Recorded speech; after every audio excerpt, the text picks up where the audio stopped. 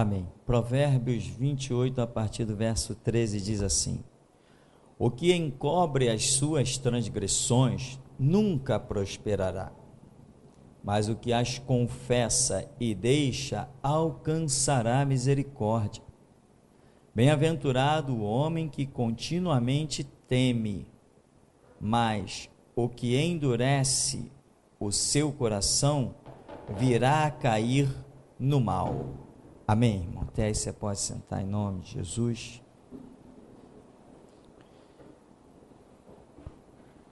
O que encobre as suas transgressões nunca prosperará, mas o que as confessa e deixa alcança misericórdia.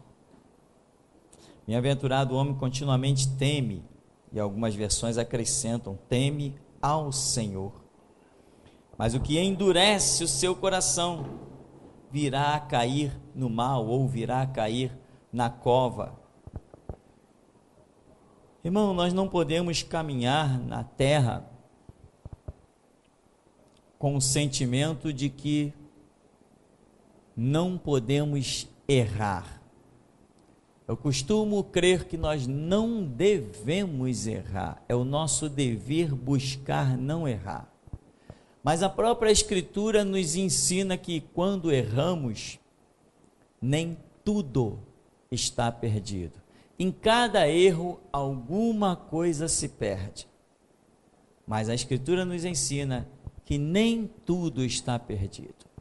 Você vê quando Saulo insiste em ir a Jerusalém, e Jesus diz: Saulo, sai de Jerusalém. Ele diz: não vou sair de Jerusalém. Ele decidiu não sair de Jerusalém. Jesus disse que tinha com ele um mundo dos gentios para ele alcançar, e ele não alcançou esse mundo. Mas a vida dele não se encerrou ali, ele continuou a caminhar. Certamente nós podemos crer que não a caminhar com aquilo que era um projeto absoluto de Deus, mas ele continuou a caminhar com um projeto secundário de Deus. Mas eu posso te dizer o quê? Nem tudo se perdeu. Ainda assim, nem tudo se perdeu. E o que acontece? Nós somos pessoas sujeitas a erros. E aqui, Provérbios diz, né? O que encobre as suas transgressões nunca prosperará. Ou seja, ele está falando de quem transgrediu, mas encobriu. Então, não é quem comete um erro ou quem comete uma transgressão que não prosperará. Não é isto.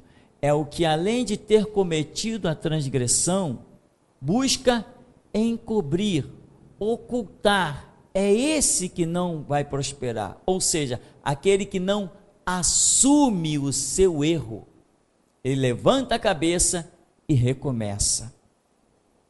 É esse que não vai prosperar. É isso que Provérbios está dizendo. É isso que a Escritura nos ensina.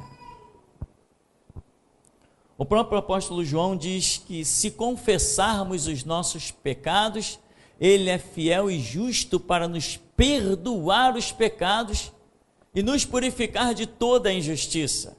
E ainda diz o mesmo apóstolo João, né? Se nós dissermos que não temos pecado, chamamos Deus de mentiroso. Então, ter pecado, ter erros, ter falhas, ora, Jesus Cristo não veio buscar e salvar o que se havia perdido? Então, quero eu ser considerado o mais pecador, pois serei alvo de Jesus Cristo. E é isso que nós buscamos nessa terra, sermos alvos de Jesus Cristo. Nunca dizer, eu não tenho pecado. Não, eu não tenho pecado. Eu não vivo pecando. Mas se de vez por outras eu me surpreender num delito, num erro, num tropeço, meu irmão, eu não tenho que baixar a cabeça. Eu tenho que assumir, admitir e trilhar. Porque Jesus Cristo disse que não necessitam de médicos os sãos, mas sim os que estão enfermos. Nós vemos na Bíblia grandes personagens que cometeram seus erros. Moisés cometeu erro? Cometeu. Moisés cometeu erro. Né? Mas seguiu adiante? Seguiu adiante. Pedro cometeu erro? Negou 3 vezes lá. Quem poderia achar que aquele fato de Pedro negar não se constituiu num erro?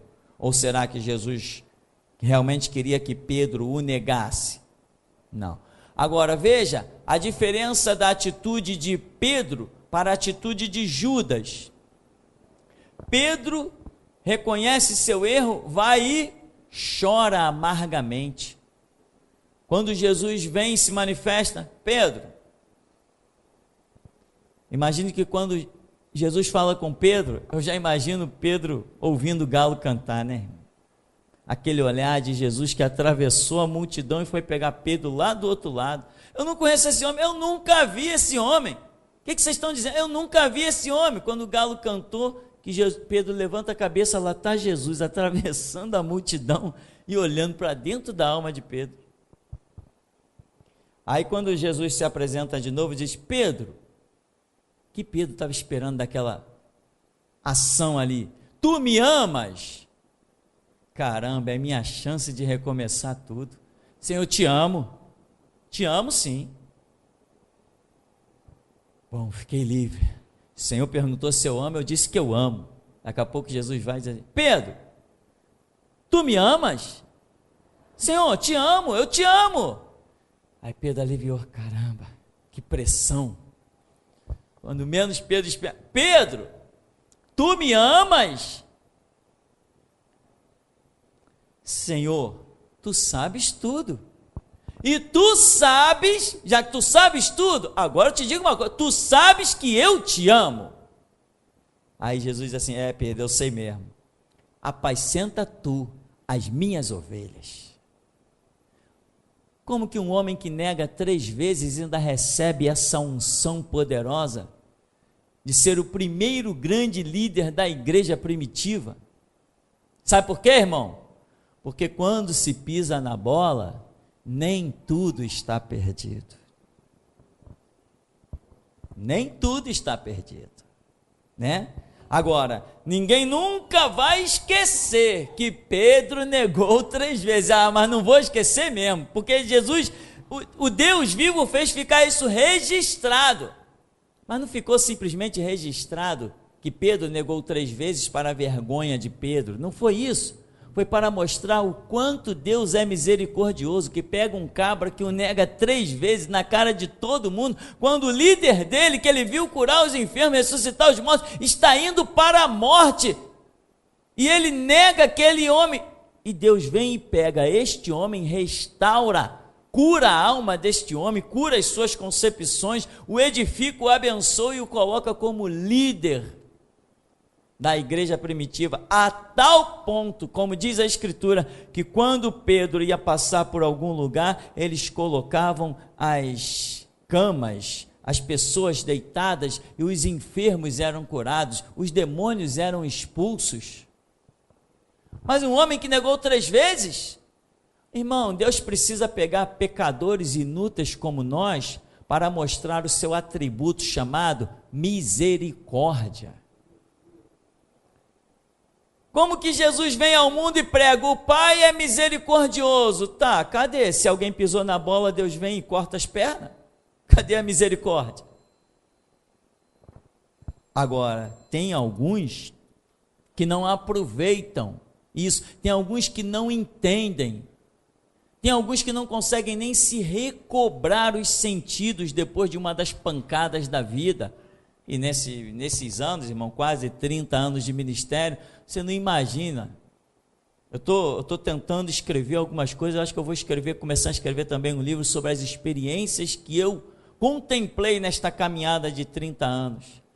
Pessoas que tinham tudo para deslanchar, mas devido a um detalhezinho de um erro, não encontraram mais forças para ir adiante, e entregaram suas vidas por completo. Irmão, quando você conhece Jesus Cristo, eu te digo uma coisa, nada se perdeu. Para quem conhece Jesus, nada se perdeu, meu irmão. Porque ainda que você tenha perdido galardões, ainda que você tenha perdido certos pontos de um chamado ministerial, a tua vida sempre será plena com Cristo Jesus. Sempre será, irmão. Conhecer Jesus faz toda a diferença para quem habita nesta terra. Toda a diferença. Quem conhece Jesus nunca volta para um alguidar numa esquina. Quem conhece Jesus nunca volta para rezar uma missinha para os mortos ou tomar uma aguinha benta. Quem conhece Jesus nunca mais se torna um idólatra. Quem conhece Jesus nunca mais vai fazer o sinal da cruz, sai na rua que nem um escravo, né? Fazendo o sinal da cruz. A gente olha e entende, né? Mas fazer o quê? Escravo. A pessoa acredita que pelo fato de ter posto o pé da porta da sua casa para fora e feito o sinal da cruz, que naquele dia ela está segura, ela está bem guardada. Quantos já fizeram o sinal da cruz e hoje são vítimas das grandes fatalidades que o mundo tem? Se o Senhor Deus não guardar a cidade, irmão, em vão vigia o sentinela. Se o Senhor não edificar, em vão trabalham os operários. Não tem sinal da cruz, não tem ritual, não tem mandinga, não tem patuá. A questão é simplesmente Deus. Se o Senhor Deus agir, bem-aventurado aquele que é alvo da sua misericórdia.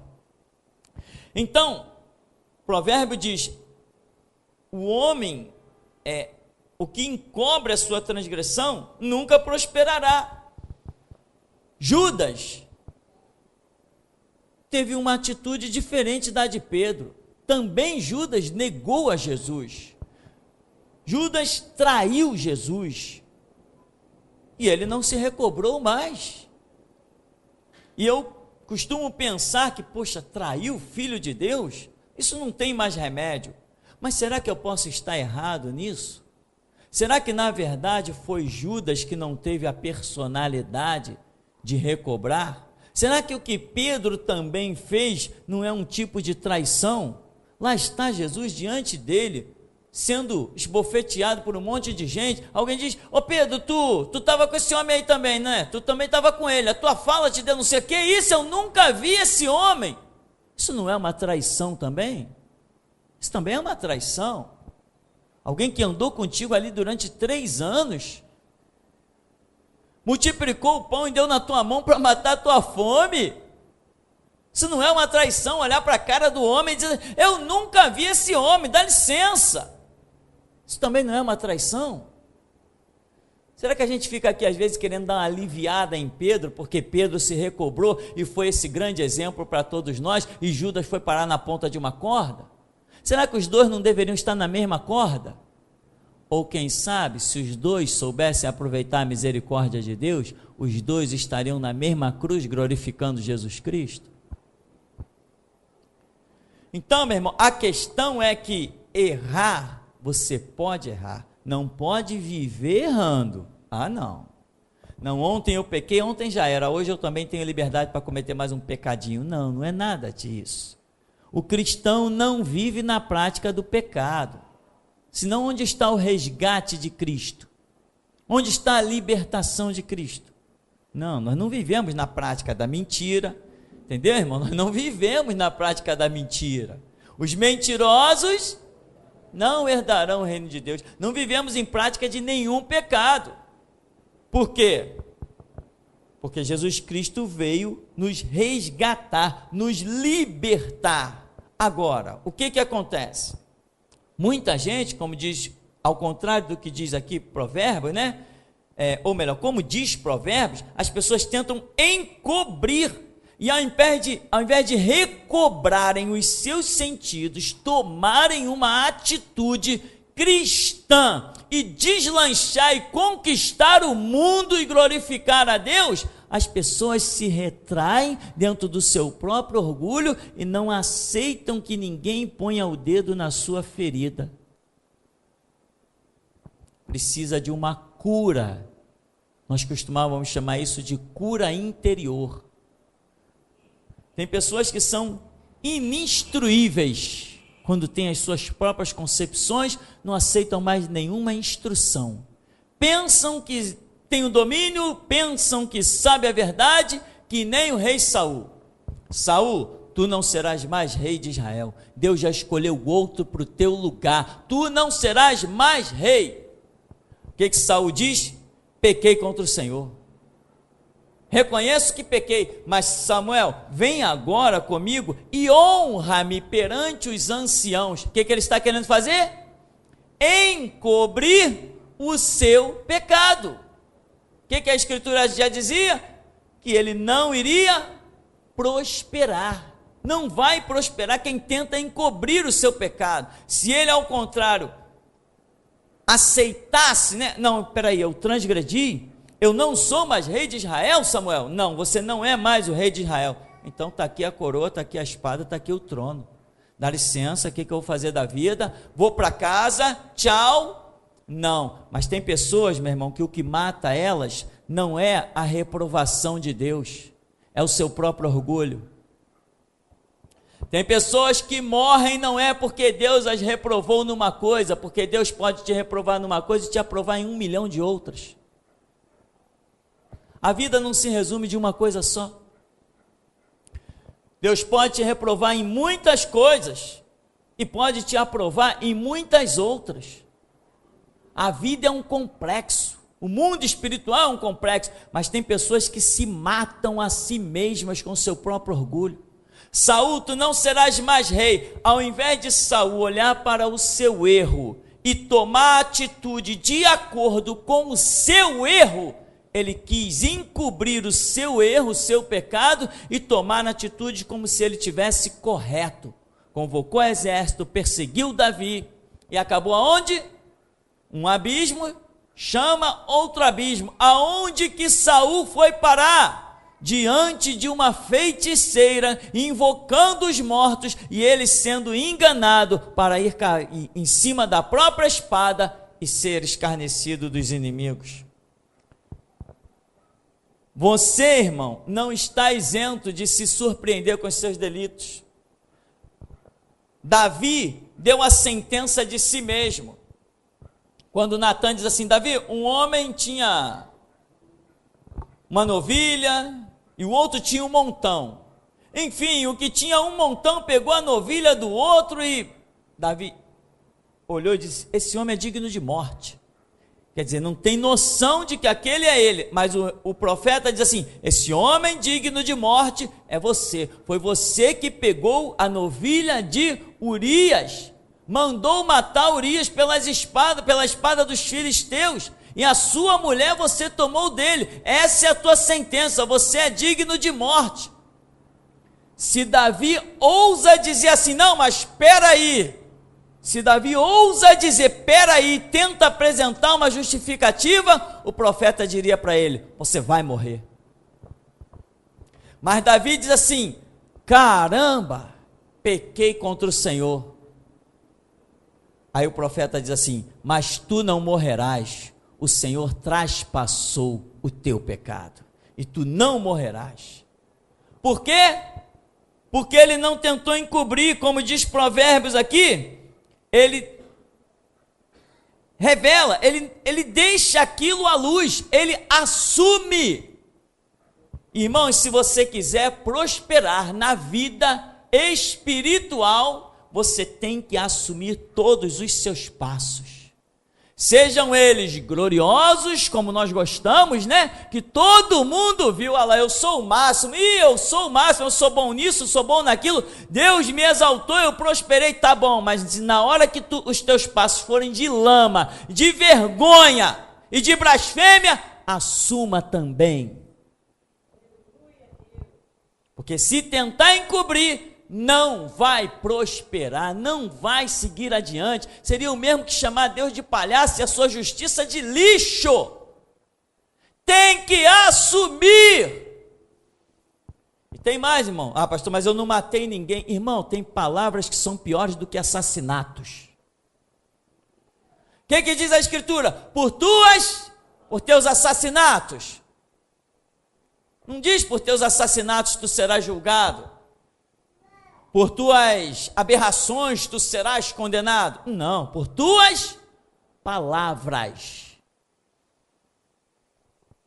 Jesus falou assim: quando um homem atentar em uma mulher para a cobiçar, já no seu coração cometeu adultério. Então ele já está julgado pelo quê? Pela sua intenção, ainda que ele não tenha concluído a sua ação. Irmão, Deus não olha a tua ação, não. Deus olha a tua intenção. Ainda a palavra não me chegou à boca e tu já conheces. Deus não está olhando nem propriamente o que você disse, mas a tua intenção de dizer. É quando a coisa se processa dentro de você. Deus muitas vezes julga uma pessoa não pelo que ela fez, mas pelo que ela intentava fazer. Porque a pessoa já obstinou no seu coração. Agora, tem pessoas que não assumem seu erro de jeito nenhum. Jesus contou uma parábola lá no meio de Israel, e o povo judeu, os anciãos, chegaram: mestre, com essas palavras o Senhor nos ofende. Jesus foi, desembanhou a espada e disse assim: é vocês mesmo, raça de mercenários, raça de víboras. Mas eles disseram: mestre, com esta palavra o Senhor nos ofende. Por quê? Porque eles reconheceram que Jesus estava jogando o pecado deles na cara deles. Eu te digo, quem pensa que Jesus não joga pecado na cara, está muito enganado. Ele joga sim. Joga e joga mesmo. Ah, que Deus não lança pecado em rosto. Lança sim, lança sim. Obstina o teu coração que você vai ver se ele não lança. Deus não lança o teu pecado em rosto quando você tem um coração quebrantado, contrito, propício ao arrependimento. Mas endurece o teu coração para ver se ele não te coloca na parede, não te coloca como ícone de vergonha no meio de todo o seu povo. Então, meu irmão, Israel, e tem mais, né? Israel é um retrato da igreja, né? Você sabe. A igreja que está por aí caída, na dispensação passada, a igreja que não vai se levantar, sabe por quê? Porque tal qual foi profetizado para Israel, um povo de dura cerviz e obstinado de coração. Assim é a igrejinha que ficou aí para trás, aliançada com a maçonaria, com os políticos e outras coisas mais. Assim é a igreja que ficou para trás. O que encobre a transgressão nunca prosperará. O que confessa e deixa alcança a misericórdia. Depois que Davi foi exortado pelo profeta Natã, nunca mais Davi tocou em mulher nenhuma. Nunca mais Davi se envolveu com nada. Quando Davi contou o censo, lembra que ele insistiu com Joabe: não, eu quero que conte o censo. Contou. Quando ele viu cair 70 mil do povo, ele ofereceu o sacrifício. O que Davi disse para Deus? Mas fui eu que pequei, e não estas ovelhas, para que tu as mate. Deus matou 70 mil guerreiros de Davi, porque ele contou o censo. Davi assumiu o seu erro: mas fui eu que pequei, sou eu que mereço morrer, deixa essas ovelhas vivas. E Deus, destruindo o exército de Davi, matou 70 mil. Mas depois daquele episódio, nunca mais Davi contou o censo. Tem pessoas, meu irmão, que não adianta Deus repreender, não adianta elas perderem alguma coisa, elas insistem sempre no mesmo erro. E sabe o que mata um ser humano, meu irmão? Não é a palavra de Deus que veio de juízo, não é nada. Meu irmão, quando as coisas acontecem de desgraça na nossa vida, uma vez que nós conhecemos Deus, o motivo da nossa desgraça é sempre o nosso orgulho, a nossa vaidade, a nossa prepotência.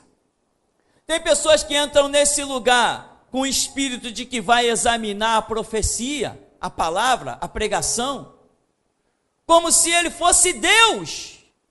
Só quem tem condições de examinar uma palavra pregada é o próprio Deus, é o próprio Espírito. E é por isso que a Escritura diz que é Ele que convence do pecado, da justiça e do juízo. É Ele, o Espírito Santo, que te diz o que é certo e o que é errado. Você mesmo não tem condições de saber o que é certo e o que é errado. Para você buscar o que é certo e o que é errado, você acaba voltando para a macumba, acaba voltando para a Igreja Católica, acaba voltando para a Universal, para a Mundial, para a Igreja da Graça. Igreja, templo de Satanás da graça. Por quê? Porque você não tem condições de esquadrinhar as coisas.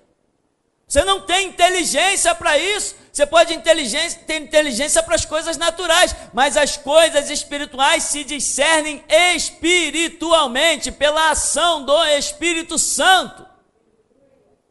E essas pessoas arrogantes que entram aqui, no começo do seminário, alguns sentavam aqui porque liam os nossos estudos e vinham com perguntinhas pré-programadas. Pastor, como é que você diz isso do jejum? Não sei o que da Santa Ceia. Levavam chicotadas a balde, apanhavam. Eu dizia, quando tiverem mais perguntas, pode vir. É aqui mesmo o lugar de aprender o que é a verdade. Muita gente apanhou nesses bancos, meu irmão. Muita gente apanhou feio, para não voltar mais mesmo. Por quê?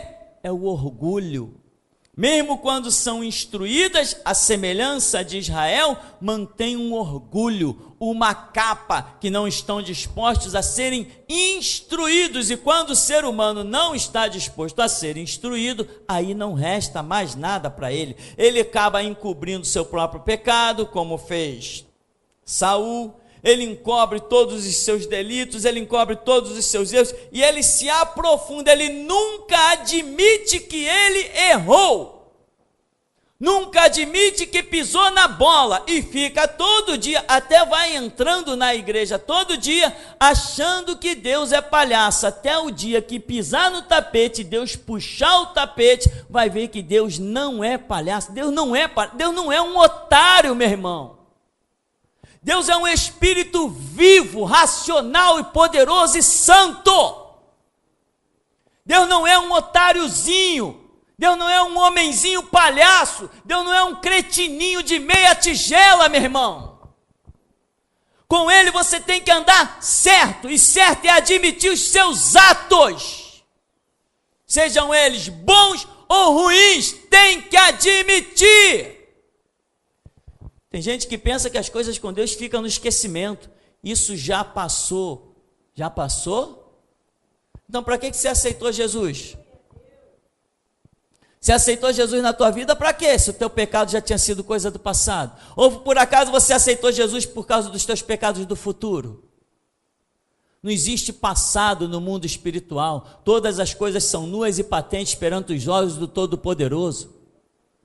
Perante Deus não existe passado, senão não existiria maldição, não existiria condenação. Quando todos estiverem perante o tribunal de Cristo, os nossos pecados serão o quê? Passados, e não serão por eles que nós seremos julgados. Nunca pense, meu irmão, que os seus delitos cairão em um esquecimento, porque você não está sentindo o peso deles. Eles estão aí corroendo a sua vida, destruindo o seu dia a dia, bloqueando as suas orações, e você se sente tão espiritual, orando, lançando palavras para o vento, gritos atordoantes. Uma espiritualidade que só você reconhece, mais ninguém. Uma pataquada, uma besteira, gritos estéreis, que a Escritura condena. Não adianta querer encobrir os erros e depois querer apresentar-se com aparência. Quem nos julga não é homem que mente, nem filho de homem que se arrepende. Quem nos julga não enxerga as coisas por fora, enxerga por dentro. Tem os olhos como chama de fogo e penetra a profundidade de todas as coisas. Não adianta você vir com roupas, com grandes filactérios arrastando no chão, aonde os teus irmãos te digam, santo, santo, santo, mas Deus diz assim, nem estende as tuas mãos, porque eu os abomino diante de mim. Não temos que nos apresentar para homens, temos que nos apresentar para Deus. E quando Deus está na vida de alguém, escuta isso, quando Deus está na vida de alguém, todo mundo vê. Quando Deus está na vida de alguém, todo mundo vê. E vê mesmo. Deus não está na vida de alguém que menciona meia dúzia de versos bíblicos, não, porque tem papas aí decorando Bíblia. Tem juízes decorando Bíblia. E, no entanto, eles não têm nada de Deus. Deus não está na vida dos grandes, não, porque perante Deus, todos que querem ser grandes têm que ser pequeninos. Muita gente, meu irmão, vai ser morta pelo próprio orgulho, pela própria vaidade. Você não vê que você não pode entrar numa igreja e ignorar o sacerdote desta igreja? Você não vê que isso é loucura? Você não vê que Deus está usando a boca desses sacerdotes? Se você ignora, então a palavra que sai da boca desse sacerdote não chega até você. Ela te impacta no emocional, mas vai te destruir no espírito. Porque nós somos emoção. E às vezes ouvimos coisas que nos emocionam. Mas acredite, ninguém emocionado vai entrar pela porta estreita do reino dos céus. Ninguém. Lá não passa emoção, lá só passa quem tem unção. E te digo mais, quem tem unção, todo mundo vê quando abre a boca. Quem tem unção, todo mundo vê quando prega. Quem tem unção, todo mundo vê quando louva. Quem tem unção, todo mundo vê quando ora. Quem tem unção, isso é visível.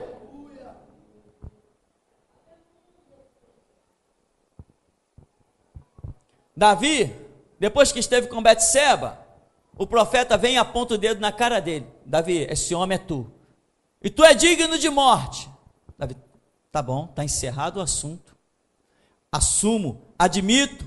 E tem mais, Davi, o menino desse relacionamento aí vai morrer, Deus vai levar ele. Davi poderia ter feito assim, já que Deus vai levar mesmo, já falou, vai morrer, tá bom, deixa para lá, não vou me sacrificar, não vou esquentar a cabeça com nada. Davi se sacrificou, Davi entrou em jejum, Davi não quis saber de bebida forte, de vinho, Davi não quis saber de ouvir música, Davi entrou em profunda tristeza, enquanto Betseba está lá no parto, dentro do quarto, Davi está de cara no chão, orando, pedindo misericórdia a Deus. Ele sabia, Deus já tinha dado uma palavra, mas ele conhecia a misericórdia de Deus, ele está vivo.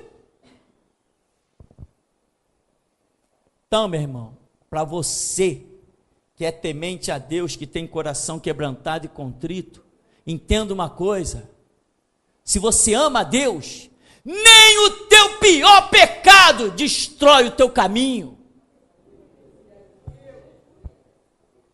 Se você ama a Deus, todas as coisas cooperam para os que amam a Deus, até o seu erro.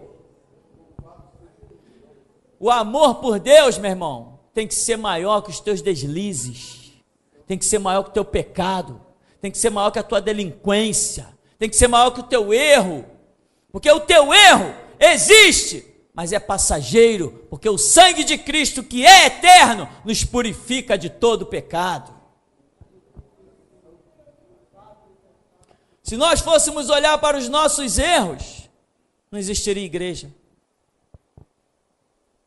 Não existiria igreja. No tempo que eu era da Igreja Batista, quando eu falava assim, caramba, viu esses homens pregando? Viu esses sinais, esses prodígios? Não, mas aquilo era para aquela época, hoje não tem mais isso, e ninguém de nós se compara a esses santos homens. Eu dizia assim, não, quando eu leio a Bíblia eu não vejo santos homens não, eu vejo homens pecadores iguais a mim, e se Deus foi com eles, também pode ser comigo. O que faz diferença na nossa vida, meu irmão, é a maneira como enxergamos as coisas, e o fato que prova que eu sempre estive certo, é aonde eu tenho chegado. E eles que achavam que os exemplos bíblicos eram apenas coisas para homens, que foram santos homens, mas Pedro diz assim, Senhor, ausenta-te de mim, eu sou um homem pecador. Isaías diz, eu sou um homem de lábios impuros e habito no meio de um povo de impuros lábios, eu vou morrer porque vi o rei, o Senhor dos exércitos. Eu entendo que aqueles homens eram tão pecadores ou mais pecadores do que eu. Como que Deus vai mostrar a sua misericórdia se não encontrar lixos como eu e você? Como que ele pode dizer, bem-aventurados os misericordiosos? Como que ele vai dizer isso, se ele não achar lixos humanos como eu e você? verdadeiros porcos para transformar em príncipe. Então levanta a cabeça, meu irmão. Conquista. Quando o diabo aparecer, porque olha aqui, eu vou descrever todos os teus pecados, você se antecipa e diz: diabo, dá licença, deixa que eu sei melhor do que você. Escreve para ele, e vira para ele e diz: e agora, vai encarar? Reconhece, meu irmão, que Jesus Cristo veio morrer na cruz por amar, não os santos, os pecadores. Não necessitam de médicos os sãos, mas sim os que estão enfermos. Ele veio buscar e salvar o que se havia perdido. Então não deixe, meu irmão, que um degrau que você tropeça destrua a glória que te está proposta. Não deixe, irmão. Ou você está pensando que este homem que está aqui falando hoje é um homem que começou no Evangelho e nunca mais conheceu erros na sua vida? Mas eu aprendi uma coisa, que o meu Deus não é só poderoso para me levar ao céu, Ele é poderoso também para purificar as minhas vestes, me tirar da lama e colocar os meus pés sobre uma rocha e me dar um novo cântico. Agora, tem pessoas que é diferente, não assume o seu erro. Aí é outra história, irmão, muito diferente. Jesus não trabalha com nada oculto, porque ele disse: eu sou o caminho e a verdade e a vida. E ninguém vem ao Pai senão por mim. Se alguém quer verdade, meu irmão, não existem verdades ocultas. Verdade é aquilo que está sempre às claras. Verdade é aquilo que está sempre em pratos limpos. Irmão, ande às claras. Ande em pratos limpos. Levanta a tua cabeça, recobre as tuas dignidades, a tua honra. Sabe? Reconhece uma palavra que você usou, que não deveria usar, reconhece isso, vai, te reconcilia. Recobre os teus sentidos. Não tente encobrir, não tente se achar sempre com a razão, porque já vi tanta gente aqui dentro desse ministério se achar com a razão, e hoje eu procuro por eles, eles não estão mais aqui, e não se encontrarão mais em lugar nenhum do planeta Terra, não se encontrarão mais em lugar nenhum do planeta Terra, porque Voz da Restauração, quem não se enquadrar nela e não sair daqui, se houver um chamado para sair daqui, se não sair daqui na direção de Deus, morre, não sobrevive espiritualmente. Voz da Restauração não pode ser negada, é o último mover do Espírito Santo, fora daqui não tem mais nada. Fora não dessas quatro paredes, fora deste mover espiritual. E tantos nomes que você já conhece, que saíram daqui recentemente, saíram que eu falo, foram expulsos por Deus, como ele falou. Eu estou escrevendo um livro onde eu estou deixando os nomes totais deles, em cada cena, em cada coisinha, dos mínimos detalhes. O nome vai ser Geração Jesus Cristo, um centro de seleção e justiça. E ali eu estou tacando tudo, sem pena e sem dó, porque vai servir, sabe de quê? Vai servir de exemplo para os novos que ainda virão a este lugar. Milhares de pessoas, meu irmão, talvez milhões, ainda passarão por este lugar. E este livro vai estar rodando aí, de mão em mão, muitos livros nós vamos mandar fazer, para que as pessoas vejam o que já aconteceu aqui em nosso meio. Talvez isso sirva de exemplo e faça muitas pessoas escaparem do inferno. Aquele que encobre as suas transgressões nunca prosperará, mas o que as confessa e deixa alcançará misericórdia. Então, meu irmão, cuidado com esse negócio de eu estou certo, é o meu direito. Cuidado, irmão, eu já vi pessoas discutindo dentro da igreja batista, pessoas dizendo assim: não, porque eu vou na reunião que eu vou dizer isso, eu vou dizer aquilo, eu vou dizer aquilo outro. Você também vai, irmão Tupirani? Eu falei: não vou não, me meto nesse negócio não. Como não? Você não é membro da igreja? Eu falei: eu sou membro da igreja, mas não me meto nisso não. Eu não me acho no direito de dizer certas coisas para o pastor, nem para a diretoria da igreja, eu não me acho no direito. Não, mas eu me acho sim. eu dou o meu dízimo. Se eu dou o meu dízimo, eu tenho direitos. Imagina, imagina, eu dou o meu dízimo. Se eu dou o meu dízimo, eu tenho direitos. Essa que tinha direito, não demorou mais algum tempo. O marido saiu para prestar um concurso. Quando voltou, pegou ela com outro, entre aspas, irmão dentro de casa. Em adultérios. Com todas as letras que você possa imaginar dentro do contexto. São esses os arrogantes. São esses que não encontrarão força para resistir ao mal, porque a sua arrogância, o seu orgulho, faz com que Deus se afaste deles e os entregue à própria sorte. Mas a um coração quebrantado e contrito, não desprezarás, ó Deus. Quando você tem coração quebrantado e contrito, quando você não quer ofuscar nada dos olhos de Deus, até quando você está em direção ao abismo, Deus vem te dar a mão e diz: não, meu servo, por aí não. Não, meu amado filho, por aí não, vem cá que eu te mostrarei um caminho mais excelente.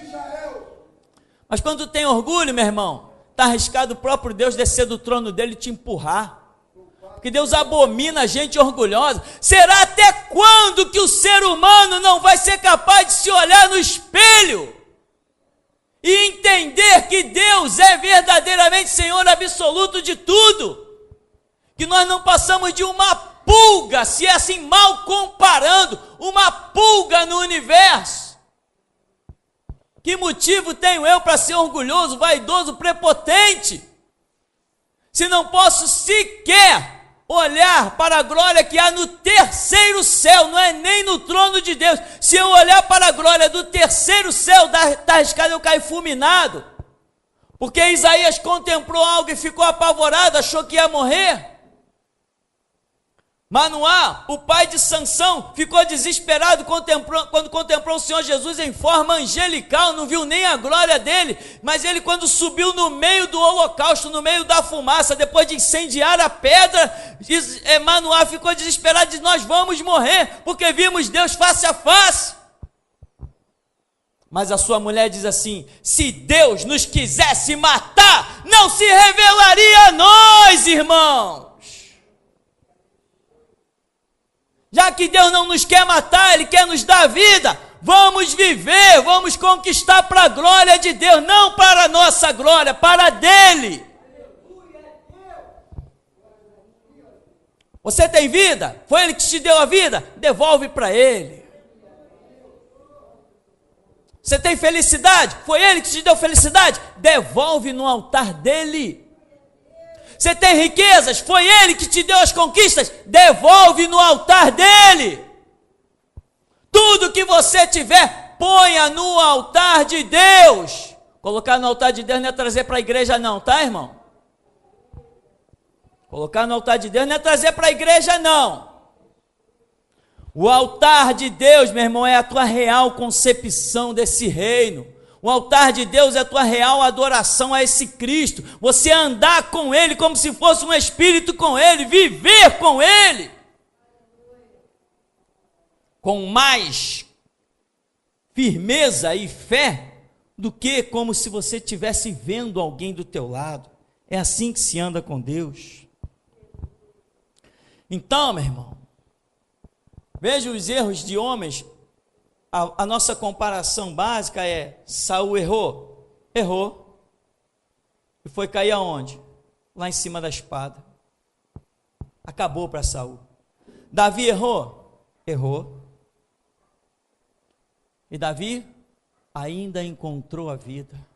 Conquistou todos os inimigos. E quando se despediu, deixou para o seu filho um império de plena paz. Agora preste atenção no que eu vou te dizer.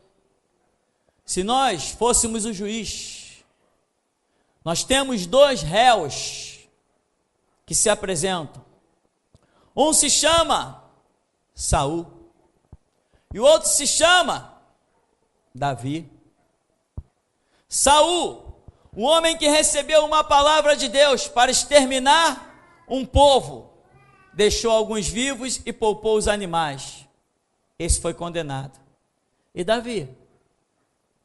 Davi usa da sua autoridade de rei, adultera com uma mulher, a mulher engravida, ele manda o marido da mulher vir da guerra, para que o marido vai se deitar com a mulher, depois ninguém vai saber de quem foi o filho, nem Deus. Como o homem vai e fica na porta do palácio, porque era um homem fiel, falou, não, eu não vou deitar em casa, não vou para casa dormir com a minha mulher, enquanto Israel está em guerra. Não vou para casa. Então Davi vai, planeja, põe esse homem de volta para a guerra, conversa com os que estão à volta dele, manda todo mundo trair ele, dizendo, vão para a guerra, quando tiver os inimigos vocês se afastem, deixa que Urias fique sozinho na batalha e morra. Tanto que o profeta diz, tu mataste Urias pelas espadas dos filisteus. Davi assassina aquele homem pela espada dos filisteus. Só porque adulterou com a sua mulher, não ia assumir. Eu te pergunto, a quem você daria a maior sentença? A Saul ou a Davi? A quem? Diante dos nossos olhos, qual é a coisa mais horrenda, que mais sobressai? E no entanto, qual foi a diferença? Eu te explico a diferença. A diferença, irmão, foi o coração. O coração de Saul era um coração arrogante, e o coração de Davi era um coração humilde. Tanto que Deus o tempo todo diz assim, Davi é um homem segundo o meu coração. Davi é um homem de coração quebrantado e contrito. Tanto que Davi reconhece, ele mesmo escreve, a um coração quebrantado e contrito, tu não desprezarás. Sabe por que ele escreveu isso? Porque ele viu como Deus não o desprezou pelo seu coração quebrantado e contrito. Quando ele diz, cria em mim, ó Deus, um coração puro e renova dentro de mim um espírito inabalável, reto. Mas e Saul? Saul não queria nada para se reenquadrar nos caminhos de Deus. O que Saul queria era que o seu orgulho se mantivesse para que ele continuasse a ser exaltado no meio de um povo. Mas Davi não, Davi mete a cara no pó, todo mundo está vendo que o homem está sem comer, o homem está sem beber, o homem está sem música. Por quê? Porque ele está reconhecendo a sua desgraça perante o Todo-Poderoso. O pecado de Davi foi maior. Ah, pastor, mas Saul transgrediu a palavra direta de Deus. Ué, e Davi? Desde quando já estava escrito, não adulterarás e não cobiçarás a mulher do teu próximo? Ambos transgrediram a palavra de Deus. O pecado de Davi foi muito pior. Mas as misericórdias de Deus se multiplicam. Como disse o apóstolo Paulo, aonde abundou o pecado, superabundou a graça. Ou seja, Deus mostra as suas misericórdias. Deus mostra as suas misericórdias para conosco. Agora, sabe para quem que Deus mostrou misericórdia? Para o orgulhoso Saul? Ou para o coração quebrantado de Davi? Sabe como é que será o teu futuro, meu irmão? Examine, pois, o teu coração hoje, e você saberá qual será o teu futuro. Examine hoje o teu coração. Tudo que você pensa a nível de igreja, a nível de obra de Deus, você está pensando para o reino e para a glória de Deus, ou para você mesmo se apresentar no meio de uma sociedade como bonzinho, como que triunfou, como que é o superior, como que é melhor do que alguém, como que prosperou mais do que alguém? Esse é o teu coração, porque quem tem coração de Deus em si não pensa assim.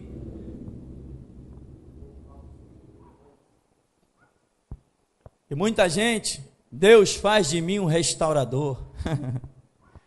Restaurador, meu irmão, começa restaurando-se a si mesmo.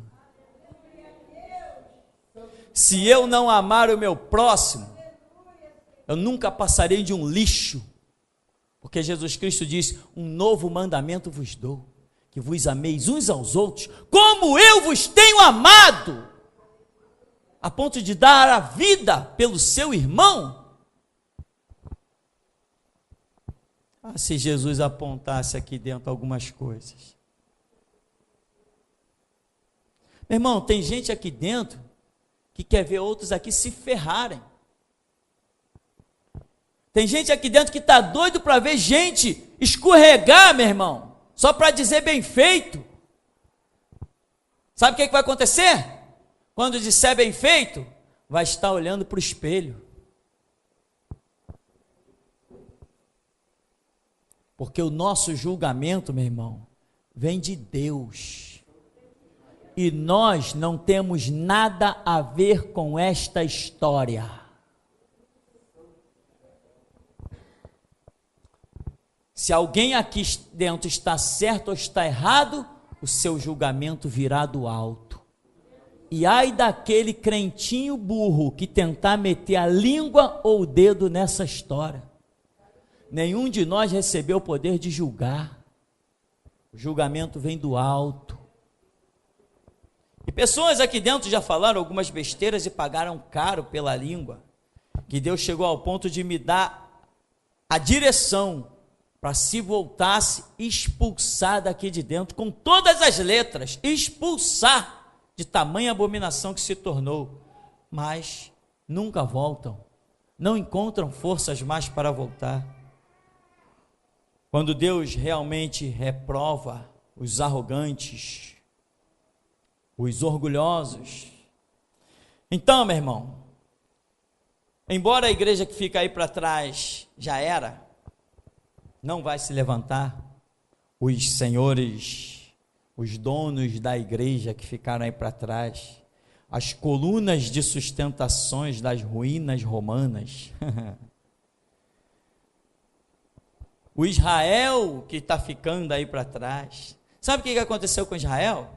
Deus falou assim: olha, vocês são um povo de dura cerviz e obstinado de coração. Olha o que eu fiz com vocês. Eu encontrei os meus servos, os levantei na madrugada, e eles atravessaram madrugadas dessa cidade, anunciando a minha palavra e a minha verdade. E vocês a um mataram, a outros bofetearam, outros jogaram na prisão, a outros cerraram no meio, esquartejaram das mais diversas formas. Foi isso que vocês fizeram com os meus servos. Aí Jesus contou a parábola: e agora vocês vão matar o filho, porque é o dono da herança.